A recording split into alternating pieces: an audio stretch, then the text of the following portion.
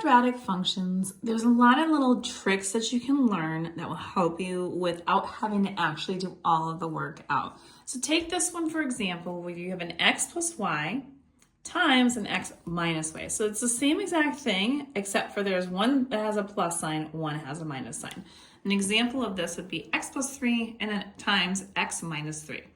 So what happens with these, if I do one of the two methods, whether I do the FOIL method or I do the box method, it doesn't really make a difference. I'm not going to do both methods in this problem here, but if you do need to look at that, please make sure you check out either my quadratic functions playlist that will tell you about how to do the multiplication portion of this, either the FOIL method or the box method, or you can check the last video I just did on my ASVAB, which will help you with this.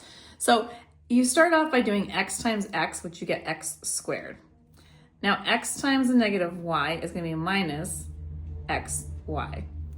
X times y, two positives, is going to be plus xy. And then negative y times the negative y gives me a negative y squared. Now, what happens here, this first term and the last term are not combinable with anything else because they're both squared values, and only the inside two numbers are combinable because they're both xy's. Now you might say, well, why did you do x times y here and then this is x times y here? It's y times x. Well, x times y, don't forget, you can flip that around and that's the same exact thing. So be careful with that. These setups, like I said, are always going to be the same. It doesn't matter what numbers are in them. I'll show you in a second what it looks like with actual numbers. Now, these two middle numbers are a positive and a negative xy, which means they go away.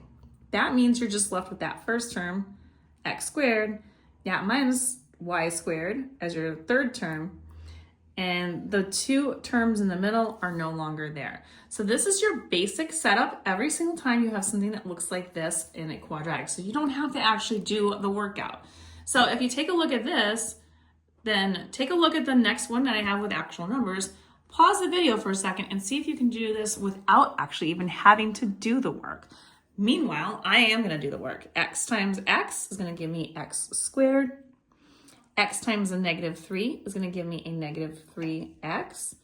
3 times x is going to give me a positive 3x. And then positive 3 times a negative 3 is going to give me a negative 9. Again, the first term and the last term will not combine with anything else. It's only in the middle that's going to combine. And then when they combine, what happens is they are canceling each other out. So you are left with x squared minus 9, and that would be your finalized answer. Now this will work, like I said, every single time with no matter what the numbers are. Obviously they would change based off of that, but you wouldn't have to actually do all of the work out. And if you want more questions like this, you can find them on my YouTube, Instagram, and TikTok at YouWantAlgebra.